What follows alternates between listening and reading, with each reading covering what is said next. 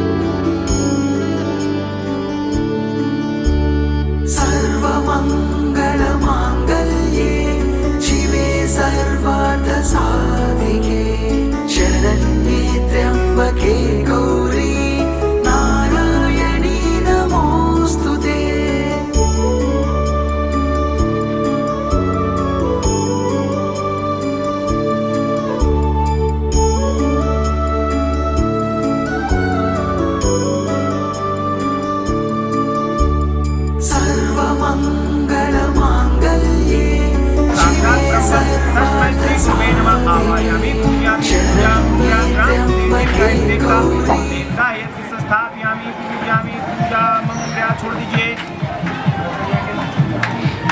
सर्वग्राह शांति करा भवन्तु यत् संस्थापयामि पूजयामि पूजा मंगल्यात्। धूपं दीपम् आग्रयामि अगर धूपं दीपं नैवेद्यं समर्पयामि भगवान देवी देवता देवेभ्यो नमः। फिर से जल ग्रहण किया भोजनात् आचमन्यम अगर भोजनात् आचमन्यं समर्पयामि भगवान देवी देवता देवेभ्यो नमः। प्रणाम कर लीजिए। ओम त्र्यंबकं यजामहे सुगन्धिं पुष्टिवर्धनम् उर्वारुकं मृत्युमोक्षयमाम्। वेदात् मंगलम भगवान विष्णु मंगलम सुरेशम विश्वाधारम गगन सदृशं मेघवर्णं शुभांगं लक्ष्मीकान्तं कमलनयनं योगविद्यानगम्यं वन्दे विष्णुभवहरणं सर्वलोकैकनाथम्। आवाहयामि पूजयामि पूजा मंगल्यात्। ओम विष्णवे देवेभ्यो नमः सत्यनारायण देवेभ्यो नमः। ऊपर चढ़ा दीजिए ऊपर ऊपर।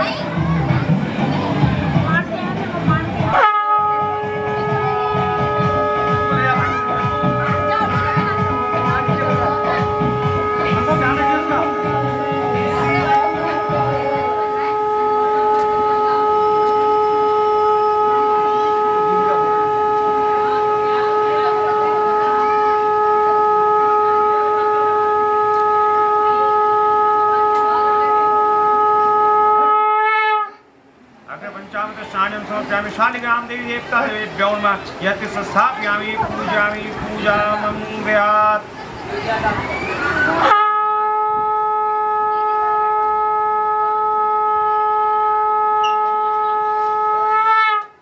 यत् संस्थापयामि पूजयामि पूजा मंगल्यात्। चंदन लगाइए लाल वाला। ओम कुंकुम चंद्रम विलेपनं समर्पयामि सत्यनारायण देवी देवता देवेभ्यो नमः यत् संस्थापयामि पूजयामि पूजा मंगल्यात्। अक्षतं पुष्पं समर्पयामि अग्र अक्षतं पुष्पं समर्पयामि सत्यनारायण देवी देवता देवेभ्यो नमः यत् संस्थापयामि पूजयामि पूजा मंगल्यात्। सत्यनारायण देवी देवता देवेभ्यो नमः। 5 फल चढ़ा दीजिए ऊपर। चौका आया चौका वो के भी कोई नहीं लाने दिया। पानी है ना बगल में, छिड़ दीजिए। ये गंगा जल छिड़ दीजिए। हो गया। पत्थर से छिड़ दीजिए। आर्यवर्त अंतर्गत जगह का नाम ले लीजिए, अपना गोत्र का नाम ले लीजिए, अपना नाम ले लीजिए।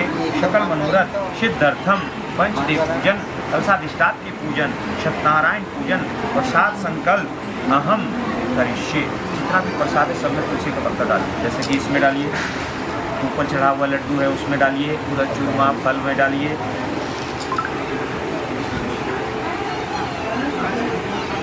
लक्ष्मीकांतं कमलनयनं योगवर्धयानगम्यं वन्दे विष्णुभवहरणं सर्वलोकैकनाथं।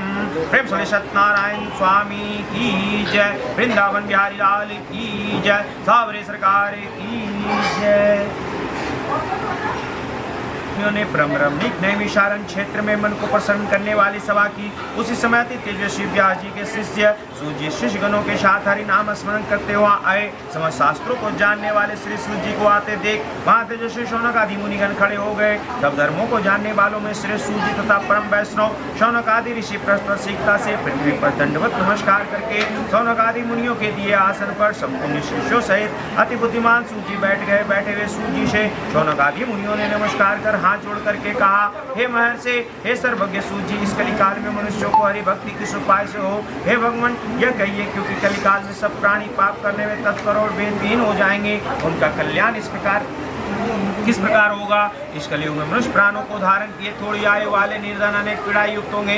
प्राय पुण्य अति परिश्रम से होता है, इससे पुण्य न करने से परिश्रम सभी पुण्य नष्ट हो जाएंगे, पापों में प्रवृत्त हो जाएंगे। तब तुच्छ ज्ञान वाले मनुष्य हो जाएंगे, तब तुच्छ ज्ञान वाले मनुष्य अपने सब बंध सहित नष्ट हो जाएंगे। हे सूत जी, इस तरह अल्प परिश्रम और थोड़ी धन और कुछ समय में पुण्य प्राप्त हो, ऐसा कोई उपाय हम लोगों से वर्णन कीजिए। जिसके उपदेश से मनुष्य पुण्य प्राप्त करता है वह उसका भागी होता है। पुण्य का उपदेश करने वाला दयावान, कपट रहित, निष्पाप और निर्विरोधी, यह चार तरह के मनुष्य नारायण के समान है। संसार में ज्ञानी होकर जो दूसरों को ज्ञान नहीं देता, उस पर ज्ञान रूपी परमेश्वर प्रसन्न नहीं होते। जो पुरुष रत्न के ज्ञान से दूसरों को संतोष देते हैं, उन्हें मनुष्य रूप धारण किए नारायण ही जाने। हे महामते, ऐसा कौन व्रत है जिसके करने से मनोवांछित फल प्राप्त हो? वो हम लोगों को सुनने की इच्छा है। हे मुनिश्रेष्ठ, आप वेद वेदांत के ज्ञाता हैं, आप जैसा दूसरा कोई वक्ता नहीं दिखता, क्योंकि आप श्री वेद व्यास जी के शिष्य हैं। सूत जी बोले, हे मुनिश्रेष्ठ, तुम धन्य हो, तुम्हें वैष्णवों में अग्रण्य हो, कारण कि सब प्राणियों का तुम सदैव हित चाहते हो।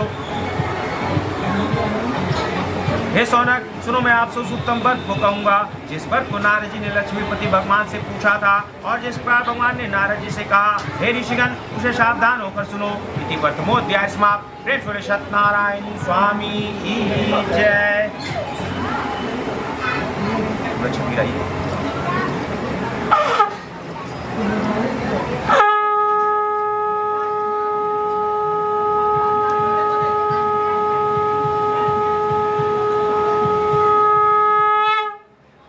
प्राणियों के हित की इच्छा से अनेक लोकों में घूमते हुए मृत्यु लोक आए। यहाँ उन्होंने देखा कि सब प्राणी अनेक पीड़ा से युक्त अनेक योनियों में उत्पन्न होकर निज पाप क्लेशी तो दुख पा रहे हैं। यह देखकर विचार किया, इन लोगों का दुख किस प्रकार दूर हो। ऐसा मन में विचार कर विष्णु लोक को चले गए। वहाँ जिनके शुक्र वर्ण 4 भुजाएं हैं, जिन्होंने शंख चक्र को धारण किया है और वनमाला से सुशोभित देवेश नारायण है, उनको देखकर स्तुति करने लगे। नारद जी बोले, हे महाराज, आप वचन और मन से न कहने न धारण करने की योग्य अनंत सत्युग और निर्गुणात्मक है। हे महाराज, आप सब प्राणियों को उत्पन्न करता और भक्तों के दुख के नाशक हैं। यह स्तुति सुनकर विष्णुमान बोले, हे नारद, तुम किस काम से आए हो? तुम्हारे मन में क्या है? हमसे जो पूछोगे हम कहेंगे। नारद जी बोले, हे नाथ, मृत्युलोक के सब प्राणी अनेक योनियों उत्पन्न होकर निष्पाप क्लेश तो दुख पा रहे हैं। हे महाराज, जिन छोटे उपाय से उनका क्लेश दूर हो, वो उपाय मैं सुनना चाहता हूँ। भगवान बोले, समझ जनों पर कृपा कर तुमने बहुत अच्छा प्रश्न पूछा है, जिसके करने से मनुष्य सब दुखों से छूट जाए। मैं ऐसा उपाय कहता हूँ, सुनो। हे नारद, जो व्रत तीनों लोकों में अति दुर्लभ है, वो आज आपके कहने से प्रकाशित कर रहा हूँ। यह सत्यनारायण का व्रत है, जिसको विधि पूर्वक करने से श्लोक में सुख और परलोक में मोक्ष मिलता है। यह सुनकर नारद जी बोले, इस व्रत का क्या फल है और मैं ये किसने किया था? किस समय ये व्रत करना चाहिए? आप विस्तार पूर्वक कहिए। श्री भगवान ने कहा, इसके करने से दुख शोकादि का नाश, धन दान की वृद्धि और संतान की प्राप्ति तथा सर्व विजय प्राप्ति होती है। इस व्रत में मनुष्य भक्ति श्रद्धायु किसी भी दिन सायकाल में सत्यनारायण की पूजन करे और अपने भाई बंधुओं तथा ब्राह्मणों के साथ धर्म के सभा से उत्तम नैवेद्य भोग लगावे। केले का फल, घी, दूध और गेहूं का चूर्ण लावे। गेहूं का चूर्ण हो तो चावल का चूर्ण, खाड़ अथवा गुड़ मिलावे। सवा पाव अथवा सवा सिर के हिसाब से मिलाकर भक्ति से सत्यनारायण को नैवेद्य लगावे। बांधवों के साथ तथा दूसरे ब्राह्मणों को दक्षिणा दे।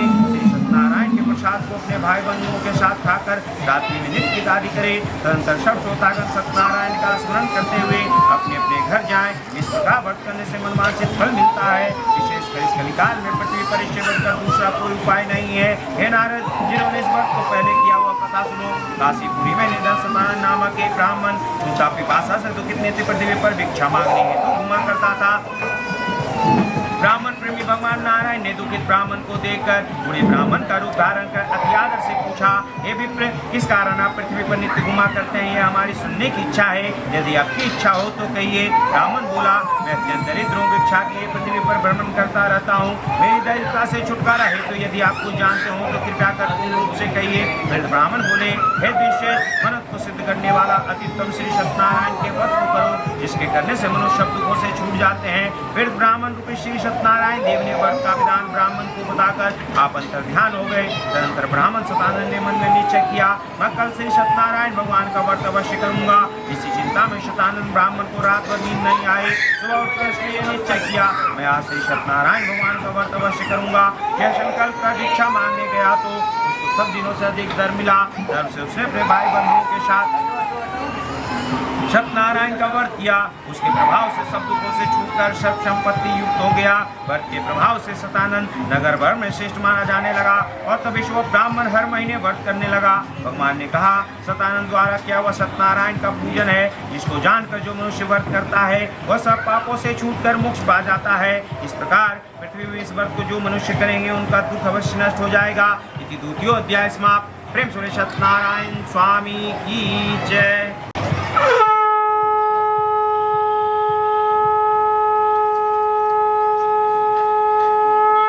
इस व्रत को किसने किया वो सुनने की इच्छा है। सूजी बोले, हे मुनियो, जिसने व्रत को किया वो सुनिए। एक समय निज धर्मानुसार निज बांधवों के साथ व्रत करने के लिए उद्यत हुआ। उसी समय एक लकड़हारा वहाँ आया। भूख प्यास से पीड़ित काष्ठ के बात को बाहर रख ब्राह्मण के घर में जाकर उसने व्रत करते हुए ब्राह्मण को देखा। नम्रता से हाथ जोड़कर प्रणाम कर लकड़हारा बोला, आप यह क्या कर रहे हैं? इसके करने से क्या फल होता है? कृपया विस्तार पूर्वक कहिए। ब्राह्मण बोला, मनोरथ को देने वाला, दुख और शोक को नाश करने वाला तथा सिद्धि को देने वाला यह सत्यनारायण भगवान का व्रत है, जिसके प्रसाद से यह धन प्राप्त हुआ है। यह सुनकर लकड़हारा प्रसन्न हो प्रसाद को खाकर और जल पीकर भगवान सत्यनारायण का ध्यान करता हुआ अपने नगर को खुशी खुशी चला गया। आज लकड़ी बेचने से जो द्रव्य प्राप्त होगा उसी से मैं सत्यनारायण के उत्तम व्रत को अवश्य करूंगा। ऐसा मन में विचार कर उसने लकड़ी को सिर पर रखा। जहाँ धनी लोग रहते थे उस नगर को गया। उसने लकड़हारे को दुना द्रव्य प्राप्त हुआ। वो अत्यंत प्रसन्न हो सुंदर केले का फल, शक्कर, दूध, घी, गेहूं का चूर्ण सबको सवाई लेकर अपने घर में आकर अपने भाई बंधुओं को बुलाकर विधान पूर्वक सत्यनारायण का व्रत किया। उस व्रत के प्रभाव से लकड़हारा धन पुत्र से युक्त हो गया और इस लोक में सुख पाकर अंत में सत्यदेव के लोक को चला गया। हे मुनिगण, मैं और कथा करता हूँ, उसको ध्यान से सुनिए। इति तृतीयो अध्याय समाप्त। प्रेम सुने सत्यनारायण स्वामी की जय।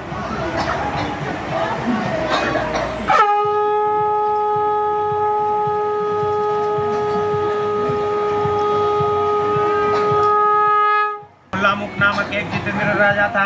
वो सदैव देव मंदिर जाया करता था। वो ब्राह्मणों को निधन देकर संतुष्ट किया करता था। उसकी कमल की सन्मुख वाली प्रमुखता पत्नी थी। एक दिन वो अपनी स्त्री के साथ भद्रशिला नदी के तट पर श्री सत्यनारायण का व्रत करता था। उसी समय वहाँ एक बनिया आया। पानी के लिए बहुत धन से परिपूर्ण नाव को नदी के तीर पर लगाकर आप तट पर उतर गया। वो राजा को व्रत करता हुआ देख नम्रता से पूछने लगा। साधु बोला, हे राजन, आप यह क्या करते हैं? हमसे भक्ति पूर्वक कहिए, सुनने की इच्छा है। राजा बोला, हे साधु, यदि तेजस्वी विष्णु भगवान का पूजन है जो अपने बांधवों के साथ पुत्र आदि प्राप्ति की इच्छा से किया जाता है। तब बनिया नमस्कार कर बोला, हे राजन, इस व्रत को मुझसे कहिए, मैं भी करूंगा, कारण कि मेरे भी संतान नहीं है। इस व्रत से अवश्य होगी। वह व्रत की विधि जानकर अपने घर में आकर अपनी स्त्री से संतान व्रत कहा और यह संकल्प किया कि जब मेरे घर संतान होगी तब अवश्य सत्यनारायण भगवान का व्रत करूंगा। थोड़े ही समय में उसकी स्त्री लीलावती आनंद चित्त से गर्भवती हो गई। उसने 10वें मास में अति निर्मल एक कन्या को उत्पन्न किया। जैसे शुक्ल पक्ष में चंद्रमा की ज्योति बढ़ती है, उसी तरह प्रतिदिन कन्या वृद्धि को प्राप्त हुई।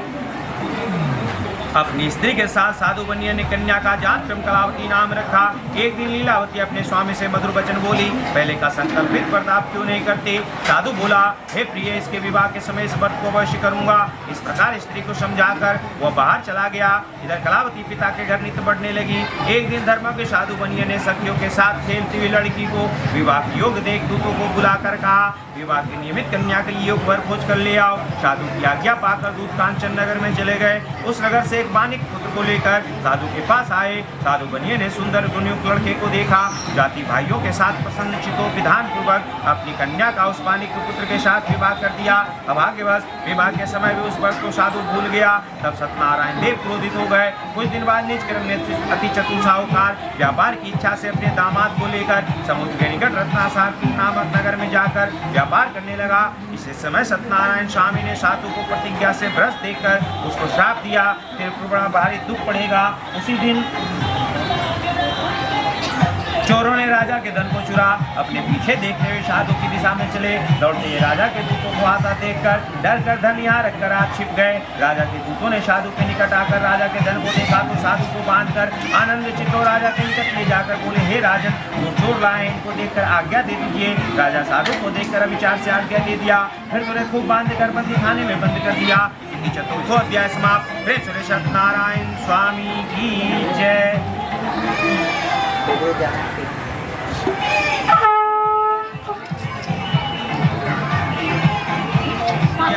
सूत जी बोले, सत्यदेव जी की माँ से चंद्रकेतु राजा ने उन दोनों बनिए के वचन को कुछ भी न सुना, उनका सब धन ले लिया। श्री सत्यनारायण के शाप से साधु और दामाद के घर स्त्रियां भी बड़ी दुखित हो गई। चोरों ने घर का धन भी चुरा लिया। आदि प्यादी और पीड़ित और भूखी प्यासी लीलावती अन्न की चिंता में घर घर घूमने लगी और कलावती कन्या भी नित्य घूमने लगी। एक दिन रात को भूख से दुखित कलावती एक ब्राह्मण के घर पर गई। वह सत्यनारायण के व्रत को देख कथा को सुन निज मनोरथ को मांगी और प्रसाद को खाकर कुछ रात बीते अपने घर आई। तब लीलावती अपनी कन्या को धिक्कारने लगी, हे पुत्री, इतने रात तक तुम कहाँ रही, तेरे मन में क्या है? तब कन्या माता से सत्य वचन बोली, हे माता, मनोरथ को परिपूर्ण करने वाले सत्यनारायण के व्रत को ब्राह्मण के घर में देखी हूँ। लीलावती कन्या कलावती का वचन सुनकर सत्यनारायण के व्रत को करने के लिए उद्यत हुई। प्रतिव्रता साधु की स्त्री अपनी कन्या सहित बंधु बांधवों के साथ सत्यनारायण के व्रत को किया। उसने सत्यदेव से यह दिव्य वर मांगा कि हे सत्यदेव, हमारे पति और दामाद जल्दी अपने घर आवे। मेरे पति और दामाद के अपराध को क्षमा करने योग्य है, अतः क्षमा कीजिए। इससे सत्यनारायण स्वामी संतुष्ट हो गए। सज्जन बनियों को छोड़ देना और उनका धन भी जो तुमने लिया वह दे देना, नहीं तो धन पुत्र के साथ राज नष्ट कर देंगे। यह बात राजा से कहकर सत्यनारायण प्रभु अंतर ध्यान हो गए। तब प्रातः काल के समय राजा निजनों के साथ सभा में उपस्थित हो मंत्रीजनों से अपना स्वप्न सुनाकर कहा, बांधे हुए बनियों को शीघ्र छोड़ दो, ऐसा आदेश दिया। यह सुनकर दूत लोग बनियों को बंधन खाने से छुड़ाकर राजा के निकट लाए और विनय वचन बोले, हे महाराज, हम इन दोनों बनियों को बंधन से छुड़ा कर लाए हैं, अब आपकी क्या आज्ञा है? उन दोनों ने महाराज चंद्रकेतु को नमस्कार कर और वृतांत का स्मरण करते हुए राजा चंद्रकेतु से साधु और दामाद ने कुछ भी नहीं कहा। वानिक पुत्रों को देखकर राजा आदर से बोला, अभाग्यवश तुमको बड़ा दुख मिला, अब आप लोग भय न करना है। इस प्रकार राजा ने कहकर उन दोनों के हाथ पैर की हथकड़ी बेड़ी कटवाकर क्षौर कर्म करवाया। फिर नव वस्त्र आभूषण देकर बनिया को अत्यंत संतुष्ट किया। पहले जितना धन लिया था उसका दूना धन देकर कहा, अब अपने घर जाएं। दोनों बनिए ने राजा को नमस्कार करके कहा कि आपकी कृपा से घर प्रस्थान करते हैं। इति पंचमो अध्याय समाप्त। प्रेम सुरेश सत्यनारायण स्वामी की जय। सूत जी बोले, साधु भगवान को मंगलाचार पूर्वक पूजा कर ब्राह्मणों को धन देकर निज नगर को चला। तो जाने पर श्री सत्यनारायण देव ने बस की मन की बात जानने के लिए पूछा, तुम्हारी नाव में क्या है? और तुम महाजन बनियास कर बोला, दंडिन, यह क्यों पूछते हो? क्या धन लेने की इच्छा है? मेरी नाव में लताधिक पत्राधिक है। तब दंडी ऐसे वचनों को सुनकर बोले, तेरा वचन सत्य हो। ऐसा कहकर आप समुद्र के पास बैठ गए। दंडी के चले जाने पर नित्य क्रिया कर नाव को ऊपर उठाते। साधु को आश्चर्य हुआ। जो उसने नाव में लताधिक देखा तो वही मूर्छा को प्राप्त भूमि पर गिर गया और सचेत होने पर अति चिंता करने लगा। साधु से दामाद बोला, वे शोक क्यों करते हो? दंडी महाराज ने श्राप दिया है, वे सब कुछ कर सकते हैं, इसमें कोई संशय नहीं, इसलिए उन्हीं की शरण में चले क्योंकि मनोरथ उन्हीं से सिद्ध होगा। साधु दामाद के वचन सुनकर दंडी के पास गया और दंडी को प्रणाम कर भक्ति से देखकर आदर वचन बोला, जो मैंने आपसे कहा था उस अपराध को आप क्षमा कीजिए। यह कहकर बारंबार नमस्कार कर शोकाकुल हो गया। तब दंडी इसको रोते हुए देखकर बोले, रो मत, मेरे वचन को सुन, तो मेरी पूजा से सदा मुखरे रहता है और हे दुर्बदे, मेरी इच्छा से तुझे बारंबार दुख मिला है। भगवान का यह वचन सुनकर साधु स्तुति करने लगा। साधु बोला, स्वामी, आपकी माया से मोहित ब्रह्मादि देवता भी बड़े अद्भुत गुण और रूप को नहीं जानते, तब आपकी माया से मोहित मैं मूल कैसे आपको जान सकता हूँ? अतः हमारे ऊपर प्रसन्न हो जाइए, मैं यथाविधिक विस्तार से आपका पूजन करूंगा। मैं आपकी शरणागत हूँ, मुझे पहले वाला सब धन दे दीजिए। उसकी भक्ति वचन सुनकर भगवान संतुष्ट हो गए और मनवांछित वर देकर वहाँ से अंतर ध्यान हो गए। साधु नाव को धन से परिपूर्ण देखकर उस पर चढ़ गया। सत्यदेव की कृपा से मनोरथ पूर्ण हुआ। यह बात अपने स्वजनों से कर यथाविधि पूजन कर सत्यदेव की कृपा से बड़ा हर्षित हुआ। नाव को यत्न से सहज कर अपने देश को चल दिया। अपने नगर के समीप साधु आकर दामाद से कहने लगा, वह मेरी रत्नपुरी देखो। ऐसा कहकर उसने धन की रक्षा करने वाले दूतों को वहाँ भेजा। वह दूत नगर में जाकर साधु की धर्मपत्नी को देख प्रणाम कर बोला, ग्राम के निकट दामाद से साहूकार बहुत से इष्ट मित्र और धन के साथ आ गए हैं। दूत के मुख से ऐसे वचन सुनकर साधु की स्त्री बड़ी हर्षित हो सत्यदेव का पूजन कर कन्या से कहने लगी, मैं जाती हूँ, तुम भी शीघ्र व्रत समाप्त कराओ। लड़की इस प्रकार का वचन सुनकर जल्द व्रत समाप्त कर प्रसाद को भूल से न खाकर अपने पति को देखने चली गई। इससे सत्यदेव ने क्रोधित होकर उसके पति को नाव से जल में डुबो दिया। कलावती कन्या अपने पति को न देखकर बड़े शोक से रोते हुए भूमि पर गिर पड़ी। साधु ने कन्या को अति दुखित देखकर डरे मन से कहा, यह क्या हुआ? नाव चलाने वाले भी चिंता करने लगी। तब लीलावती कन्या को दुखित देख अति विहल होकर रोने लगी और अपने पति से कहने लगी, इसे क्षण नाव कैसे लक्षित हो गए? न जाने किस देवता के अनादर से नौका जल में नहीं दिख रही है। श्री सत्यदेव के मैं को कौन जान सकता है? यह कहकर अपने जनों के साथ विलाप करते हुए कन्या को गोद में लेकर रोने लगी और कलावती भी स्वामी को न देखने से अति दुखित हो पति की पादका लेकर सती होने की इच्छा करने लगी। कन्या का यह चरित्र देखकर धर्म के साधु बनिया स्त्री के साथ अत्यंत शोक से युक्त होकर विचार करने लगा कि मैं सत्यदेव के माया से बारंबार चला गया हूँ, अब यथावत श्री सत्यनारायण का पूजन करूंगा। इस प्रकार सबको बुलाकर कहने लगा और बारंबार पृथ्वी पर गिरकर सत्यनारायण भगवान को षट्टांग दंडवत किया। इसी पर दिनों के पालन करने वाले सत्यनारायण भगवान संतुष्ट हो गए। भक्त वत्सल सत्यदेव जी की कृपा से आकाशवाणी हुई कि तुम्हारी कन्या प्रसाद को त्याग कर पति को देखने चली आई है, इसी कारण इसका पति अदृश्य हो गया है। यदि पुनः घर जाकर प्रसाद भक्षण कर आएगी तब पति को निसंदेह पाएगी। कन्या ने आकाशवाणी सुनकर शीघ्र घर जाकर प्रसाद भक्षण कर अपने पति को देखा। तब कलावती संतुष्ट होकर अपने पिता से कहने लगी कि अब शीघ्र घर चलिए, विलम्ब न करिए। कन्या के वचन सुनकर साधु दामाद सहित संतुष्ट होकर धन और बांधवों के साथ अपने घर को गया। उस दिन से हर महीने और संक्रांति पर विधि पूर्वक सत्यदेव की पूजन करने लगा। इस तरह सुख प्राप्त कर अंत में सत्यदेव के लोग को चला गया। फिर सूजी कहने लगे, हे मुनिश्रेष्ठ, हम आपसे और कथा करते हुए ध्यान से सुनिए। यदि अष्टोध्याय समाप्त। प्रेम से सत्यनारायण स्वामी की जय।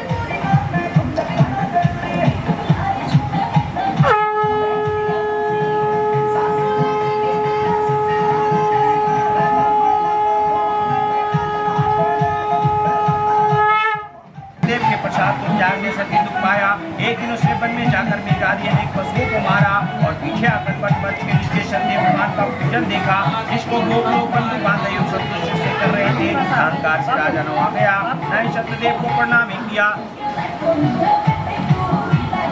जब वे गोप राजा को प्रसाद देने लगे तो राजा ने प्रसाद नहीं लिया। तब वे गोप वहाँ प्रसाद रखकर चले आए। राजा ने प्रसाद का अनादर किया। इस तरह प्रसाद का अनादर करने से उसने दुख पाया। उस राजा के 100 पुत्र थे, वे मर गए और धन धान भी नष्ट हो गए। तब राजा ने मन में विचार किया कि सत्यदेव ने धन धान नष्ट कर दिया, इसलिए मैं वहीं जाऊँ जहाँ सत्यदेव का पूजन होता था। यह विचार वहाँ जाकर अहिरों के साथ भक्ति श्रद्धा युक्त होकर विशेष उसने सत्यदेव का पूजन किया। तब सत्यदेव के प्रसाद से धन पुत्र आदि हुआ और इस लोक में सुख पाकर अंत में सत्यदेव के लोक को चला गया।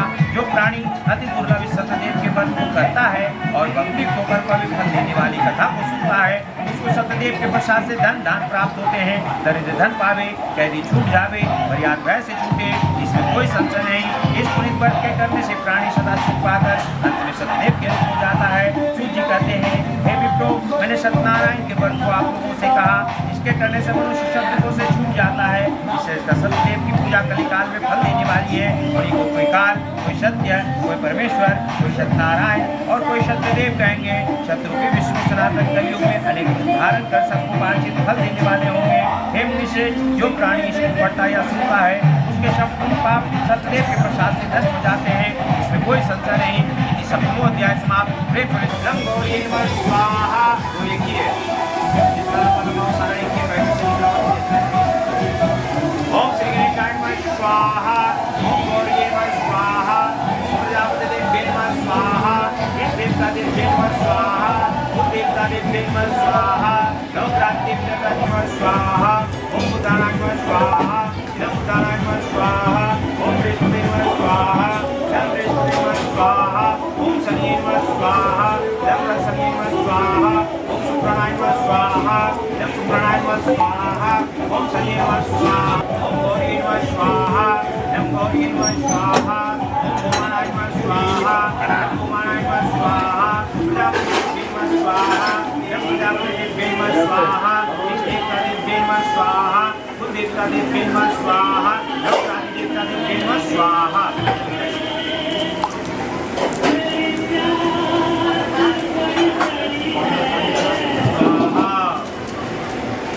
स्वाहा स्वाहा स्वाहा स्वाहा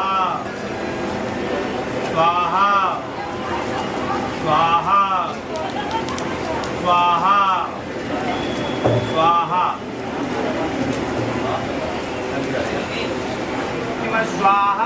अब ये घी जो बचा हुआ सारा डाल दिए, नीचे से डालते हुए चम्मच निकालिए, चम्मच निकालिए, नीचे से डालते हुए एकदम सबके ऊपर लग जाना। ओम इदं अग्नि इदं नमः स्वाहा नमः देवते स्वाहा। ये देवता देव विष्णु सत्य नमः परमात्मने विक्रांत उत्तमाय रामोक्तिये श्री श्वेत 12 कल्पे सरस्वत धन्वंतरे सावित्रे कलियुगे कलिप्रसंचर्ये जम्बूद्वीपे भारतवर्षे भरतखंडे आर्यवर्ष अंतर्गत जगह का नाम ले लीजिए, अपना गोत्र का नाम ले लीजिए, अपना नाम ले लीजिए।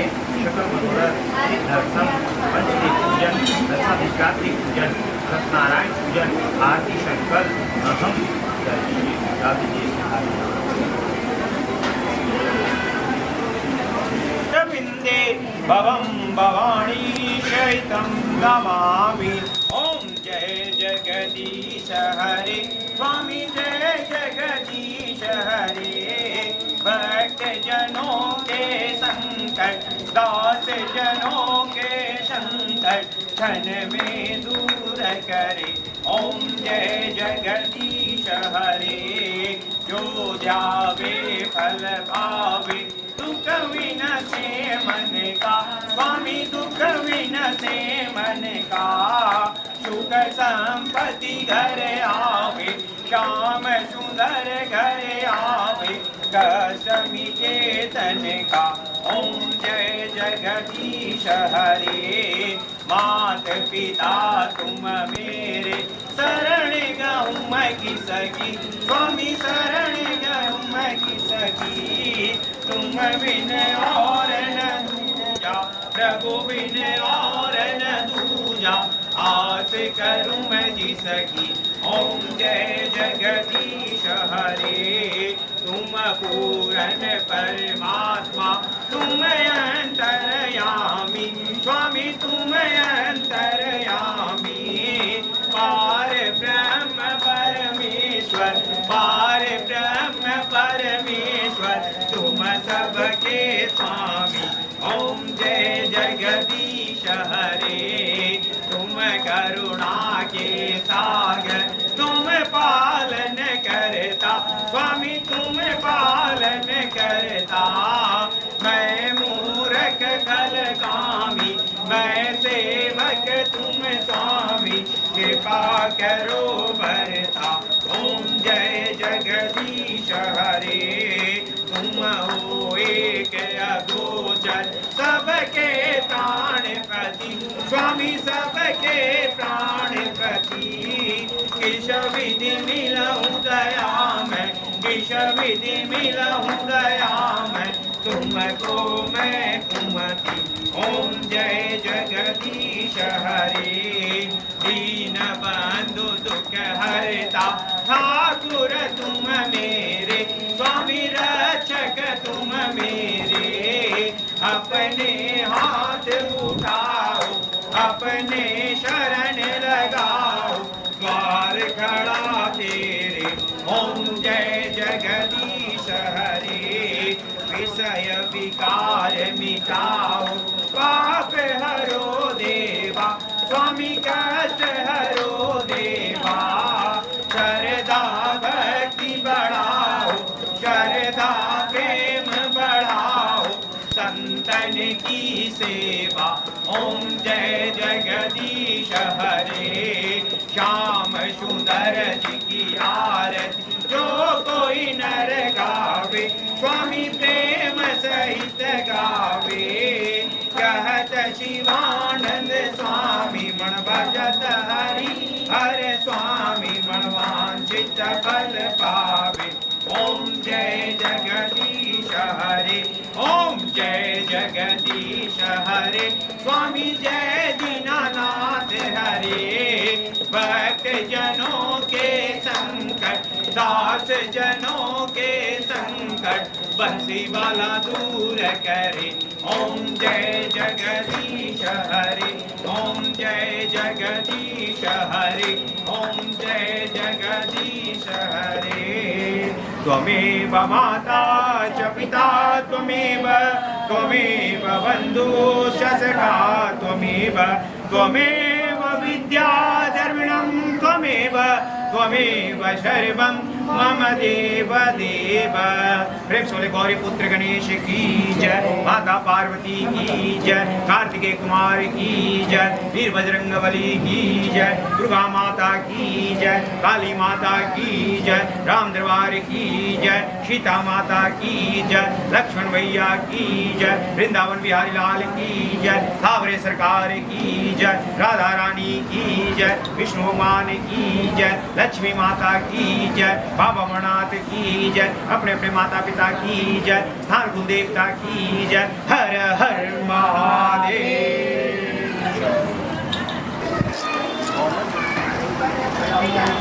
अब यूँ आती है, पहले का आरती था का क्या होता है, मतलब 1 घंटा का कोई आरती, 1 घंटे का कोई आरती करिए, हमको मतलब सिखाइए, ठीक है। हम भी विदेश के नहीं हैं, एक आरती जो गांव में होता है।